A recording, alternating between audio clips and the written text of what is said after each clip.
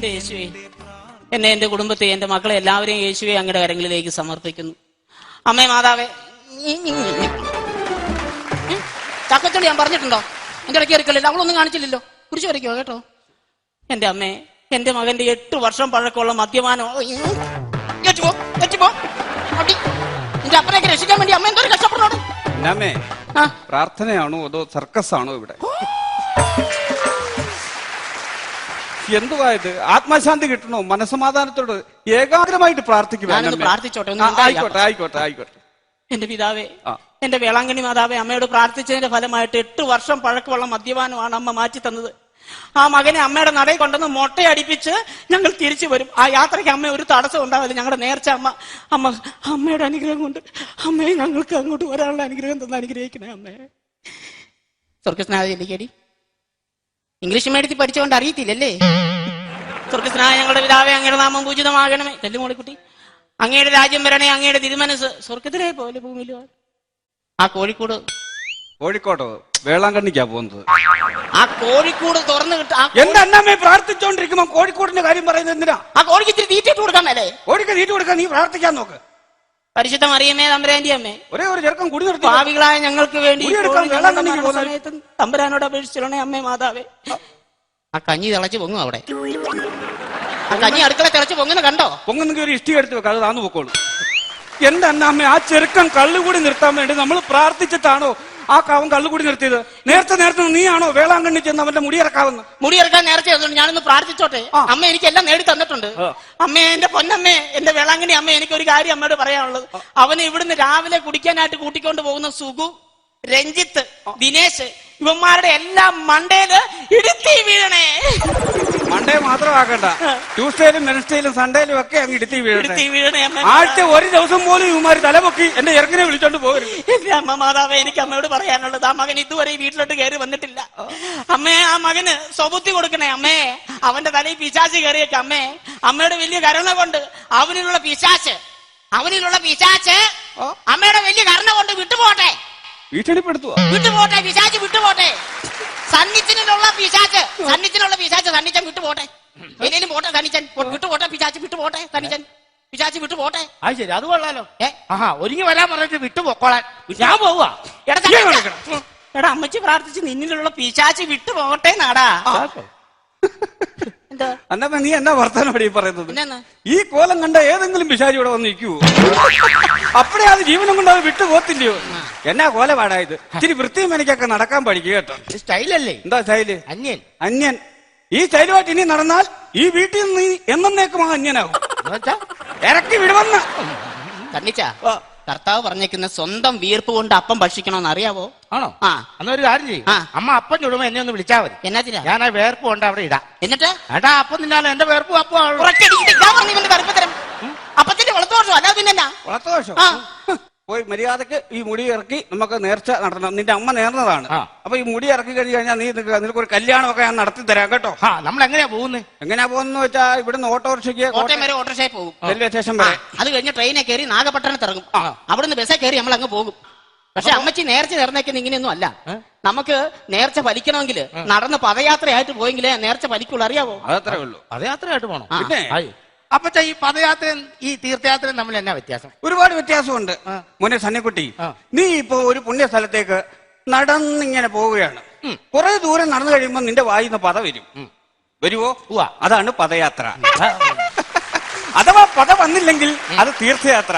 അതിനാ കുറച്ചുകൂടെ പുണ്യമൊക്കെ കിട്ടുന്നേ. അവൻ പദയാത്ര തിരക്കി വന്നിരിക്കുന്നു. മുടി വെട്ടാൻ നോക്കണം. ഇതിന്റെ ഒന്നും പോകേണ്ട ഒരു കാര്യമല്ല. നമ്മുടെ അച്ഛനെ വിളിച്ചൊന്ന് വെഞ്ചരിപ്പിച്ചാ പോരായിരുന്നോ? ഞാൻ കള്ളുകൂടി നിർത്തിയല്ലോ. അച്ഛനെ വിളിച്ച് വെഞ്ചരിപ്പിക്കാൻ? നീ അച്ഛനെ വിളിച്ച് വെഞ്ചരിപ്പിച്ചിട്ട് വേണം എന്റെ നെഞ്ചരിയാൻ. എന്തിന്? പള്ളിയുടെ പണി നടക്കുക, സംഭാവന ചോദിക്കും. എന്റെ പൊന്നു മനസ്സിലാ, നിങ്ങൾ ദൈവത്തെ ഓർത്ത് ഇവനെ എങ്ങനെ ഒരുക്കി കൊണ്ടുപോകാൻ നോക്ക്. അതെ, ഞാൻ ഒരു കാര്യം ചെയ്യട്ടെ. ഈ തമിഴൊക്കെ പറയണ്ട അങ്ങോട്ട് ചെല്ലണമെങ്കിൽ നമുക്ക് ഈ ഭരണങ്ങാനം പള്ളി പോയി മുടി വെട്ടിച്ചാ പോരെ? ഭരണങ്ങാനം പള്ളിയാണോ നേരത്തെ പറഞ്ഞിരിക്കുന്നത്? വേളാങ്കണ്ണി പള്ളി ചെന്ന് മുടി ഇറക്കണമെന്നല്ലേ നേരത്തെ പറഞ്ഞിരിക്കുന്നത്? തമിഴ് അറിയാമോ നമുക്ക്? തമിഴ് പഠിക്കാൻ വേണ്ടി ഞാൻ നമ്മുടെ ജോസൂട്ടിയില്ലേ ഓട്ടോക്കാരൻ, ജോസൂട്ടിയോട് ഞാൻ പറഞ്ഞിട്ടുണ്ട്, തമിഴ്നാട്ടിൽ വരെ പോകുന്നുണ്ട്. അപ്പൊ നിനക്കറിയാവുന്ന 1-2 തമിഴൊക്കെ ഞങ്ങളെ പഠിപ്പിച്ചു തരണമെന്ന് ഞാൻ പറഞ്ഞിട്ടുണ്ടായിരുന്നു. അവൻ വരുമോ എന്ന് ചോദിച്ചാൽ അവൻ വരും. പിന്നെ ജോസൂട്ടി വന്നല്ലോ. അടുക്കളയിലോട്ട് കയറ്റിയിട്ടാ. ഇത് നിന്റെ തന്റെ കാണുമ്പോ ഇത് തന്നെ ചോദിക്കണമെന്ന് വിചാരിച്ചിരിക്കുവായിരുന്നു. എന്താണ് ഇത് യാർക്കാഹെന്ന് ഉണക്കപ്പച്ചനോ ഒരൊറ്റ വീക്കാൻ പറ്റും. ഉണക്കപ്പച്ചനല്ല, വണക്കം നമസ്കാരം. ഓ അങ്ങനെ പോകാനുള്ള റെഡിയൊക്കെ ആയിരിക്കാം. റെഡിയാ, മോളും എല്ലാം എടുത്തു വെക്കുന്നുണ്ട്. സെറ്റപ്പാണല്ലോ. എല്ലാം എടുത്ത് വെക്കുന്നു. അപ്പൊ ഇറങ്ങിയേക്കാം, നമുക്ക് ഉടനെ അങ്ങ് പോയേക്കാം. പിന്നെ തമിഴ്നാട്ടിലോട്ടാ പോകുന്നത്. തമിഴ് വല്ലതും അറിയാവോ? അല്ല, അതിനല്ലോ നിന്നോട് വരാൻ പറഞ്ഞത്. എന്തേലുമൊക്കെ ഒന്ന് പറഞ്ഞു തന്നാ ഞങ്ങൾ കാര്യമുള്ളൂ. ഒന്നോ രണ്ടോ വാക്കുകൾ പഠിച്ചു കഴിയുമ്പോഴേ നമ്മൾ തമിഴ് പഠിച്ചു കഴിഞ്ഞിരിക്കും. നിസ്സാരമല്ലേ? നമ്മൾ ഇവിടുന്ന് നേരെ തമിഴ്നാട്ടിൽ ചെന്ന് ഇറങ്ങുമ്പോ ഒരു പുരുഷനെയാണ് കാണുന്നതെങ്കിൽ നമ്മൾ ആദ്യം അണ്ണൈ വണക്കം. അത്രേ ഉള്ളൂ. അണ്ണൈ അണ്ണൈ. ഇപ്പൊ പെണ്ണുങ്ങളാണെങ്കിൽ പെണ്ണൈ, ഞാൻ പറഞ്ഞേക്കാം. പെണ്ണുങ്ങളാണെങ്കിൽ അക്ക, അണ്ണൈ, അക്കൈ. ഈ രണ്ട് വാക്ക് പഠിച്ചു കഴിഞ്ഞാൽ നമ്മളെല്ലാം പഠിച്ചു. നമ്മൾ അവിടെ ചെന്ന് ഒരു ഗ്ലാസ് വെള്ളം വേണം എങ്ങനെയാണ് തമിഴ് പറയുന്നേ? നിസ്സാരമായിട്ട് പറയാമല്ലോ. നമ്മളിപ്പോ ആണുങ്ങളെയാണ് കാണുന്നതെങ്കിൽ അണ്ണാ കൊഞ്ചം തണ്ണി തരുമാ. അത് ശരി, ഇതായിരുന്നു കുഞ്ചൻ തണ്ണി ചോദിച്ചാൽ കുഞ്ചനല്ലേ കിട്ടും. കുഞ്ചനല്ല, കൊഞ്ചം. നീ എവിടെ പോന്ന പറഞ്ഞ? വേളാങ്കണ്ണിയിൽ. വേളാങ്കണ്ണിക്ക് എന്തിനാ പോന്നത്? ഇവന്റെ മുടി ഇറക്കണം, അവിടെ നേർച്ചയാ. അവന്റെ കള്ളുകൂടി നിന്ന്. കള്ളുകൂടി നിർത്തി വേളാങ്കണ്ണി നേർച്ച പറഞ്ഞിട്ടാ. ഇനി അവിടെ പോയി മുടിയൊക്കെ ഇറക്കി സുന്ദരനാക്കണം ഇവനെ. പൈത്യക്കാരാ, ഉങ്ങളെ മൂച്ചിയെ പാത്താലേ ഒരു തിരുട മാതിരി ഇരിക്കണ. നീ എന്തോടാ പറയുന്നത്? എന്റെ ചെറുക്കനെ നോക്കി നീ എന്തോ ഈ പറയുന്നത്? അയ്യോ, തമിഴ് അറിയത്തില്ലല്ലേ? ഈ മൂഞ്ചി എന്ന് പറഞ്ഞു കഴിഞ്ഞാൽ തമിഴ്നാട്ടിൽ മുഖം, അതാണ് ഞാൻ പറഞ്ഞു വന്നത്. ഈ യാത്രയും അങ്ങനെ ആകുമോന്നാ എന്റെ പേടി. അപ്പച്ച നമുക്ക് ഈ യാത്രയെ ഒരു 2 ആഴ്ചത്തേക്കിന് മാറ്റി വെച്ചാലോ? അല്ല, ഈ മുടിയായിട്ട് കൃഷി ഓഫീസിൽ ചെല്ലുവാണെങ്കിലേ ചെലിച്ച വളർത്താനുള്ള ചിലപ്പോൾ ലോൺ കിട്ടിയേ. അതുകൊണ്ട് പറഞ്ഞത്. അപ്പച്ച അവൻ പറഞ്ഞതിനകത്ത് തെറ്റോ കേട്ടോ? മുടിയും വളർത്തിക്കൊണ്ട് വൃത്തിയും മെനയും കെട്ട് നടക്കുന്നു. എടി, ആ പോത്തിറച്ചി മറ്റേ ഒരു 4 പേർക്ക് ഉണ്ണാനുള്ള ചോറ് എടുത്തണം കേട്ടോ. സണ്ണിച്ചിന് പോത്തിറച്ചി വലിയ ഇഷ്ടമാണ്. ട്രെയിനെ ഇരുന്ന് തിന്നാം.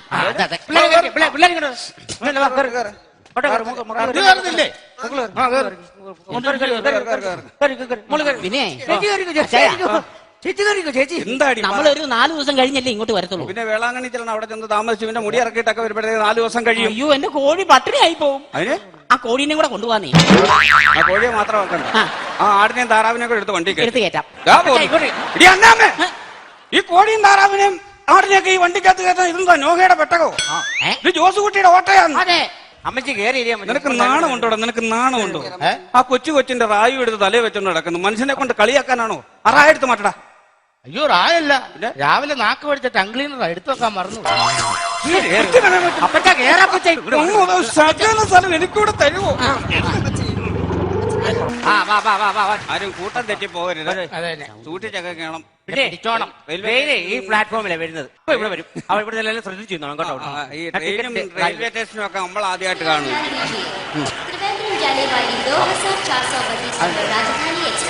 Your attention please. അപ്പൊ നിൽക്കുന്നത് അല്ല, അവര് പറഞ്ഞ അറ്റൻഷനായിട്ട് നിൽക്കാൻ. അയ്യോ, അറ്റൻഷൻ എന്ന് പറഞ്ഞ ഒന്ന് ശ്രദ്ധിക്കൂ എന്നാണ് പറഞ്ഞത്. ആണോ? ഇടാ, ഇത് കേൾക്കുമ്പോ ഞാൻ വേറൊരു കാര്യം ഓർക്കുന്നത്. എന്തോന്നു? എന്റെ മൂത്ത ചേട്ടൻ ഒരു പാപ്പി ഉണ്ടായിരുന്നു, പട്ടാളത്തിലായിരുന്നു. പട്ടാളക്കാരൻ. ഒരു പ്രാവശ്യം ലീവിന് വന്ന് റെയിൽവേ സ്റ്റേഷനിൽ ഇറങ്ങി പാളം ക്രോസ് ചെയ്തപ്പം പാളത്തിന്റെ നടുക്കെത്തിയപ്പം ഈ അറ്റൻഷൻ കേട്ടു.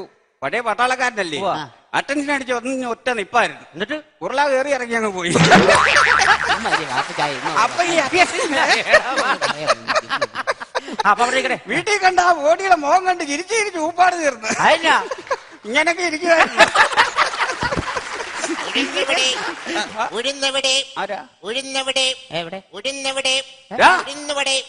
എവിടാ കൊണ്ടെന്ന് വെച്ചാൽ അവിടെ പോയി നോക്ക. ഉഴുന്ന് വല്ലയിടത്തും കൊണ്ടുവച്ചിട്ട് ഞങ്ങളോടാണ് ചോദിക്കുന്നത്. ഞങ്ങൾ ഇപ്പൊ ഇങ്ങോട്ട് വന്നേ ഉള്ളൂ. സാറേ, ഉഴുന്നല്ല സാറേ, ഉഴുന്നുവട. അത് ശരിക്കും ഉഴുന്നുവട എന്ന് പറഞ്ഞതാ. ഉഴുന്നുവട എന്ന് പറഞ്ഞതാ. എടാ, അത് ശരിക്കും പറയടാ.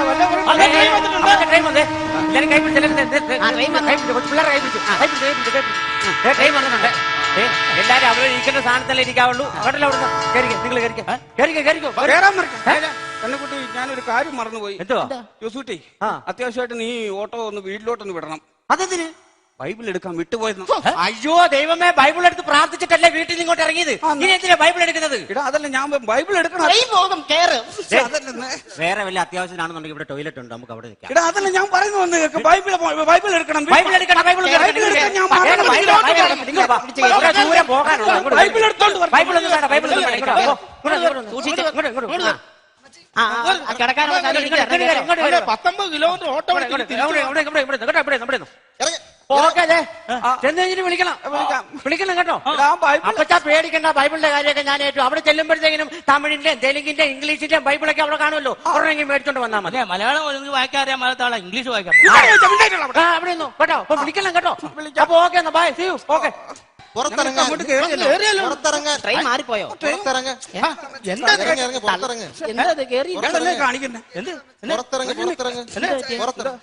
എന്താ കുഴപ്പമെന്താ?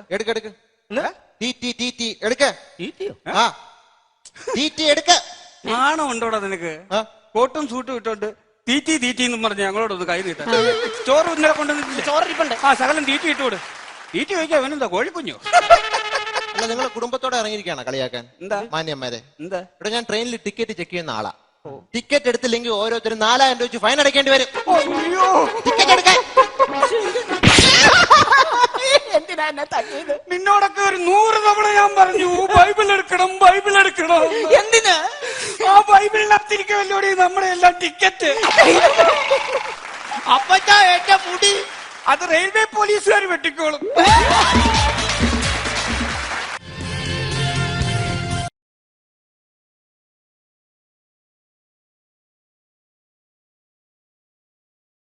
Thank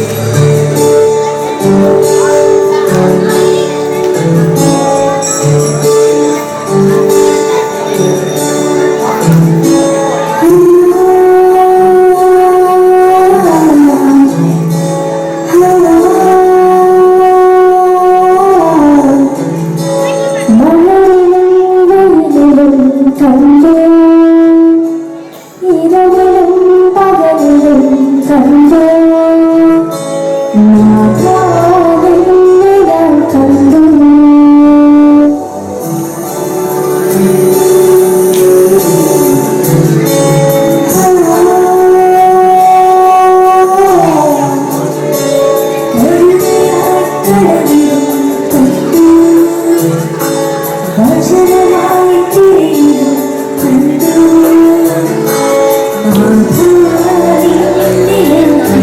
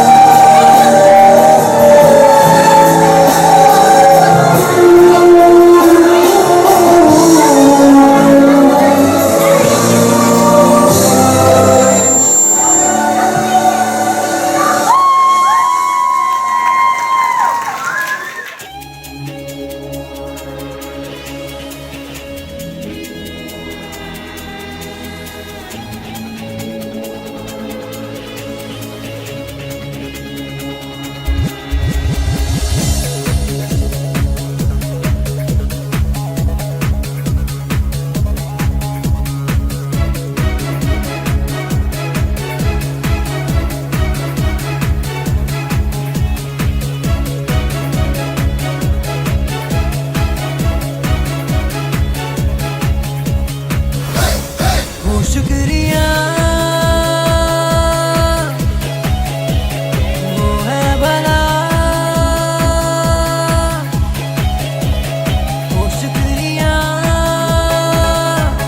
वो है भला,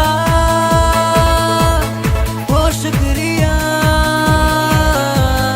वो शुक्रिया वो शुक्रिया। आओ कहे उसकी शफ़क़त अबदी है, उसने फतह हमें दे दी है। जो उसके लोग हैं आओ सब मिलके गाए, हमको खुदा ने खुशी दी है। वो शुक्रिया वो शुक्रिया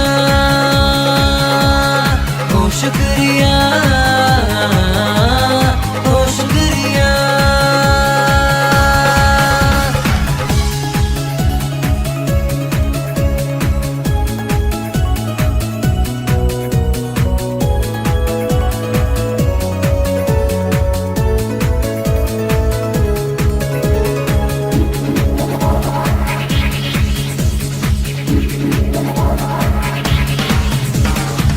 मैंने मुसीबत में की दुआ, रब ने दुआ को सुना।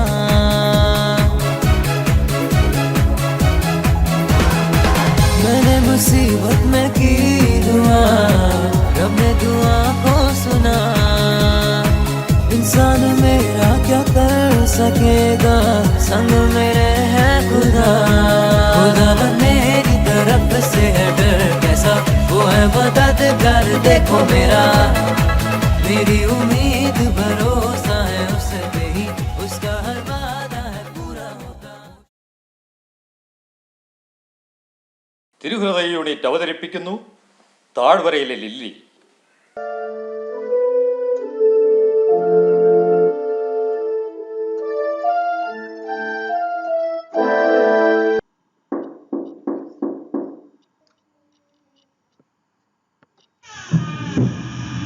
വരൂ വരൂ, എത്ര നാളായി കണ്ടിട്ട്. എന്തു പറയാനാ, ഒരുപാട് തിരക്കിലാണ്. വീട് പണി നടക്കല്ലേ, പിന്നെ ജോലി തിരക്കും. പിന്നെ എന്തൊക്കെയുണ്ട് വിശേഷങ്ങൾ? സുഖമായിരിക്കുന്നു. ഇരിക്ക്. മക്കളെ, അച്ചാച്ചന്റെ അരികിൽ വരൂ. സുഖമാണോ എന്റെ കുഞ്ഞുങ്ങൾക്ക്? കാപ്പി എടുക്കട്ടെ? വേണ്ട വേണ്ട, ഇത്തിരി തിരക്കിലാ. ഇരിക്കും നാത്തൂനെ, ചോറുണ്ടിട്ട് പോകാം. എത്ര നാള് കഴിഞ്ഞ് കാണുന്നതാണ്. അല്ലെങ്കിലും ഈയിടെയായിട്ട് നിങ്ങൾ വരാറില്ലല്ലോ, എന്തു പറ്റി? അത് നാത്തൂന് തോന്നുന്നതാ, ഞങ്ങളോടുള്ള സ്നേഹം കൊണ്ട്. കഴിഞ്ഞ ആഴ്ചയിലല്ലേ ഞങ്ങൾ വന്നുപോയത്. എന്നാൽ ശരി, ഞങ്ങൾ ഇറങ്ങട്ടെ. ആയിക്കോട്ടെ. ആ യാത്ര ഒരു ദുരന്തത്തിൽ അവസാനിച്ചു. മക്കളെ അനാഥരാക്കിക്കൊണ്ട് ആ മാതാപിതാക്കൾ ദൈവസന്നിധിയിലേക്ക് യാത്രയായി.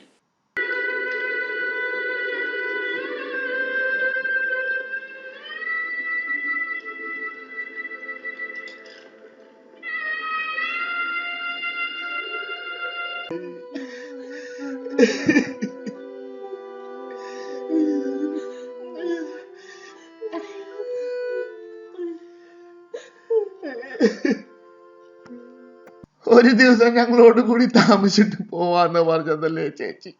മരണത്തിലേക്കാണല്ലോ പോയത്. ഈ കുഞ്ഞുങ്ങൾക്ക് ഇനി ആരുണ്ട്? പപ്പ, മമ്മി ഞങ്ങളെ തനിച്ചാക്കി പോയല്ലോ. ഞങ്ങൾക്കിനി ആരുണ്ട്? മമ്മി. കരയാതെ ചേട്ടായി, കരയാതെ. പപ്പയും മമ്മിയും സ്വർഗത്തിലല്ലേ, നമ്മുടെ ഈശോയുടെ കൂടെ. പപ്പയും മമ്മിയും പറഞ്ഞു തന്ന തിരുവചനങ്ങൾ മാത്രമേ നമുക്കിനി ആശ്രയം. എന്റെ മോളെ, ഈശോയെ, അങ്ങല്ലാതെ ഇനി ഞങ്ങൾക്ക് ആരുമില്ല. ഞങ്ങളെ അങ്ങയുടെ കൈകളിൽ കാട്ടുകൊള്ളണമേ. സങ്കടം വരുമ്പോൾ പപ്പയും മമ്മിയും ഈശോയോട് പ്രാർത്ഥിക്കുമായിരുന്നുവല്ലോ. ചേട്ടായി, അതുപോലെ നമുക്കും പ്രാർത്ഥിക്കാം.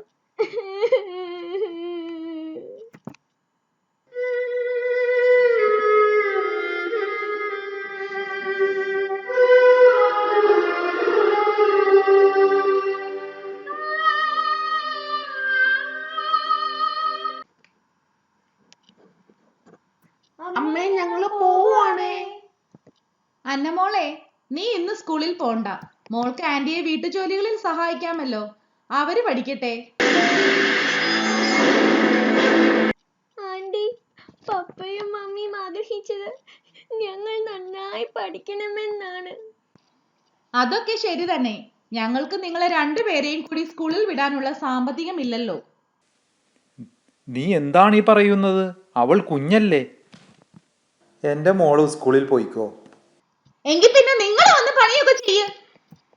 നിങ്ങൾ പോയിക്കോ. എന്റെ പപ്പായും മമ്മിയും ഉണ്ടായിരുന്നെങ്കിൽ. ഇപ്പോൾ ഇല്ലല്ലോ. നീ സ്കൂളിൽ പോ, അല്ലെങ്കിൽ നിന്നെയും ഞാൻ വീട്ടുജോലികളിൽ സഹായിക്കാനായി നിർത്തും.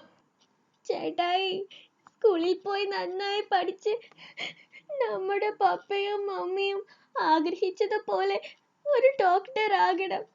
വലിയ ജോലി കിട്ടുമ്പോ ഈ അനിയത്തിക്കുട്ടിയെ മറക്കല്ലേ.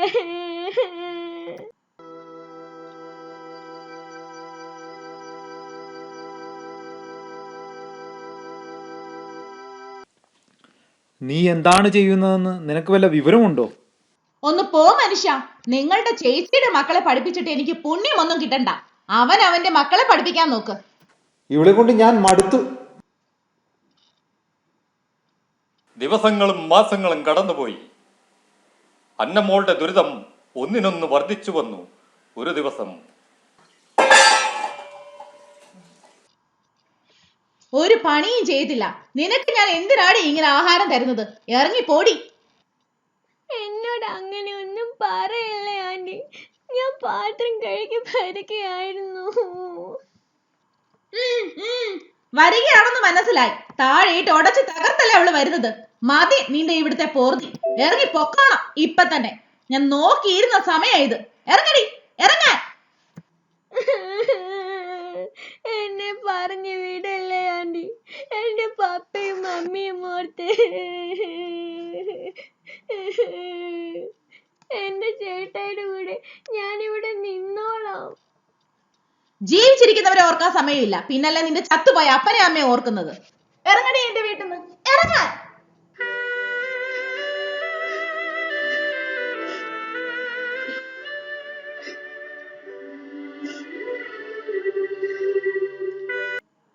ആന്റി, അന്നമോൾ എന്തിയേ? ഞാൻ കുളി കഴിഞ്ഞ് വന്ന് നോക്കിയപ്പോ അന്നെ കാണാനില്ല. ഇനി ഒരിടവും നോക്കാനും ബാക്കിയില്ല. എന്റെ മോൾ എവിടെയാണോ ആവോ, ആർക്കറിയാം.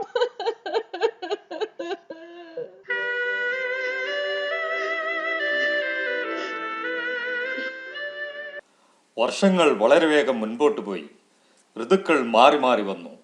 അങ്ങനെയിരിക്കെ ആൻഡോച്ചന്റെ വീട്ടിൽ ഒരു ഡിസംബർ മാസത്തിൽ എൻ്റെ ഈശോയെ, വർഷങ്ങൾ എത്രയോ കടന്നു പോകുന്നു.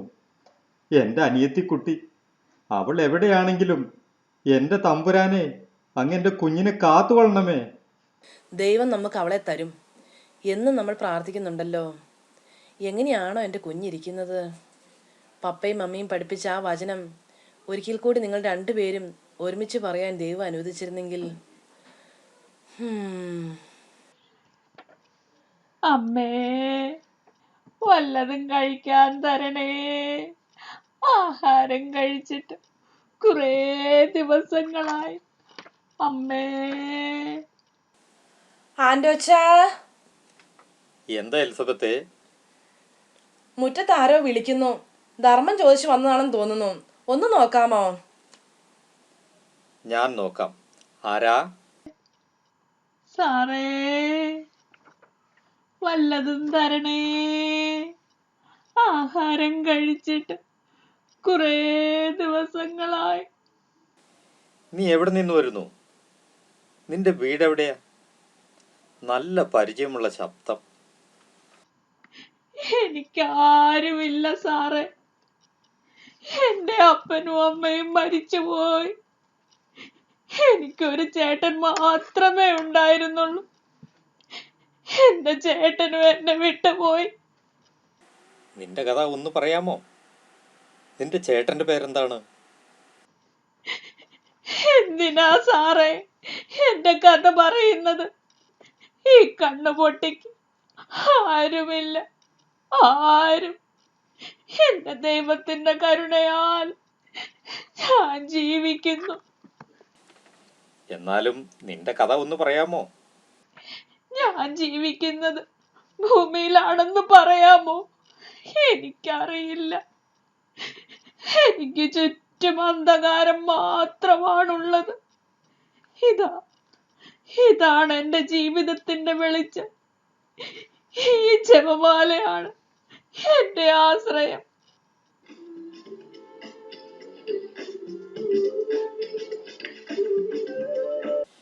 എനിക്ക് തോന്നുന്നു നീ എൻ്റെ അനിയത്തി കുട്ടിയാണെന്ന്. നീ എൻ്റെ പെങ്ങളാണ്. മോളെ മാറിപ്പോകൂ. ആരുമില്ല.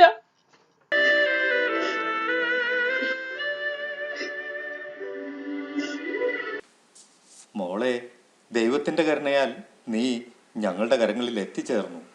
നിന്റെ ഈ ഏട്ടൻ ഡോക്ടറായി. നിന്റെയും പപ്പയുടെയും മമ്മിയുടെയും ആഗ്രഹം പോലെ നാളെ തന്നെ നമുക്ക് ഓപ്പറേഷൻ നടത്താം. നിനക്ക് കാഴ്ച ലഭിക്കും. നമ്മുടെ ദൈവം തൻ്റെ വാഗ്ദാനങ്ങളിൽ വിശ്വസ്തനാണ്. അങ്ങനെ അന്നമോൾക്ക് തൻ്റെ കാഴ്ച തിരിച്ചു കിട്ടി. ആഴ്ചകൾ സന്തോഷത്തോടു കൂടി കടന്നുപോയി. ഒരു ദിവസം അന്നമോൾ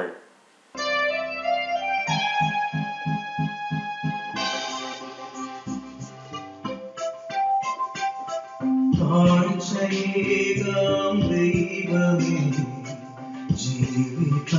ബലിയായി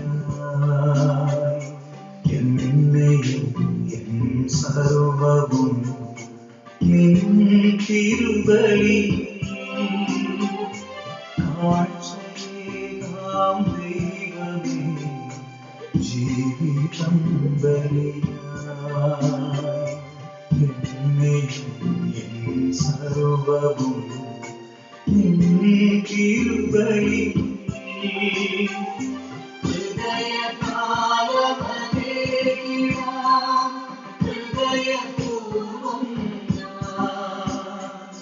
സ്നേഹമോടെ മാറ്റണേ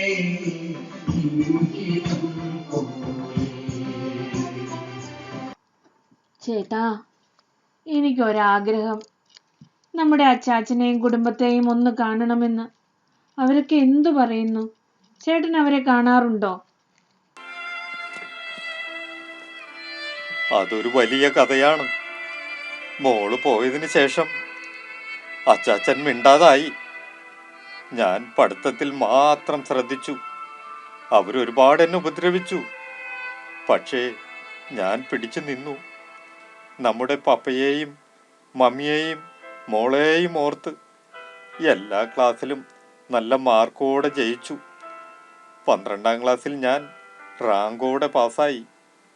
അപ്പോൾ അവരെന്നെ വീട്ടിൽ നിന്നും ഇറക്കി വിട്ടു. എനിക്ക് സെമിനാരിയിൽ അടുക്കളക്കാരനായി ജോലി കിട്ടി. രാവും പകലും നന്നായി അധ്വാനിച്ചു. പിന്നീട് അറിയാൻ കഴിഞ്ഞു അച്ചാച്ചൻ്റെ മക്കളൊക്കെ വീട്ടിൽ നിന്നും ഇറങ്ങിപ്പോയെന്ന്. ആർക്കറിയാം അവർ എവിടെയാണെന്ന്? ദൈവം ഞാൻ ആഗ്രഹിച്ചതൊക്കെ തന്നു. ഇന്ന് എൻ്റെ അനിയത്തി കുട്ടിയെയും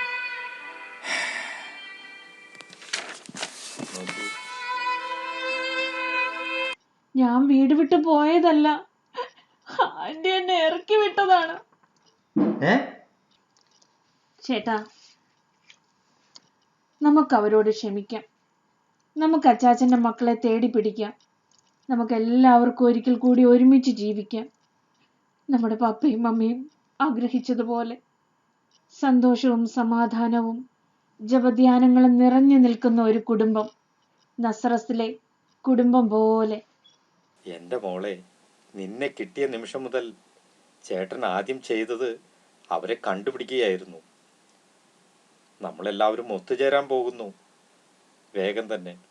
ചേട്ടൻ എൻ്റെ ചേട്ടൻ തന്നെ.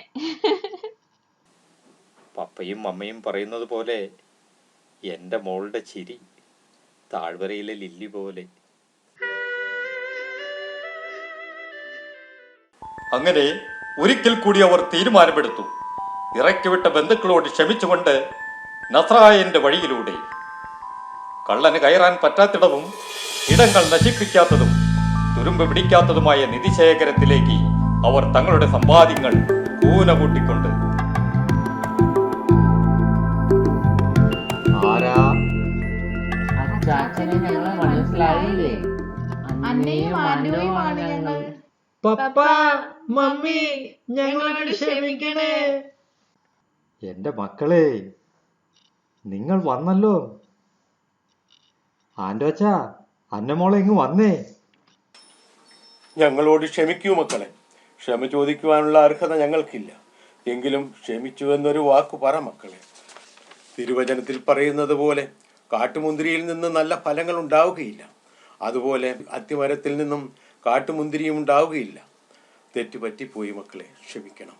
ഞങ്ങൾക്ക് വേണ്ടി നിങ്ങൾ ആ പാട്ട് ഒന്ന് പാടിത്തരുമോ? നിങ്ങളുടെ പപ്പയും മമ്മിയും പഠിപ്പിച്ച ആ പാട്ട്.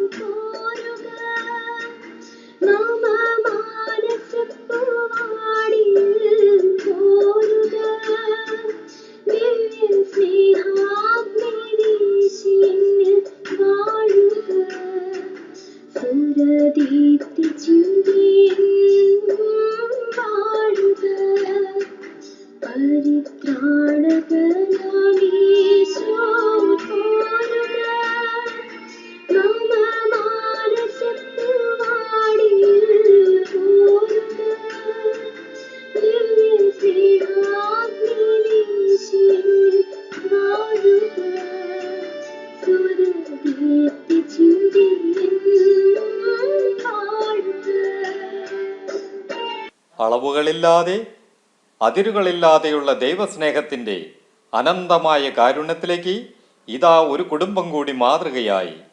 നഷ്ടപ്പെട്ടുപോയ ആടിനെ തേടി ഇറങ്ങിയ ദൈവസ്നേഹം, കാൽവരിയിലെ സ്നേഹം ഈ കുടുംബത്തിൻ്റെ നെടും തൂണായി.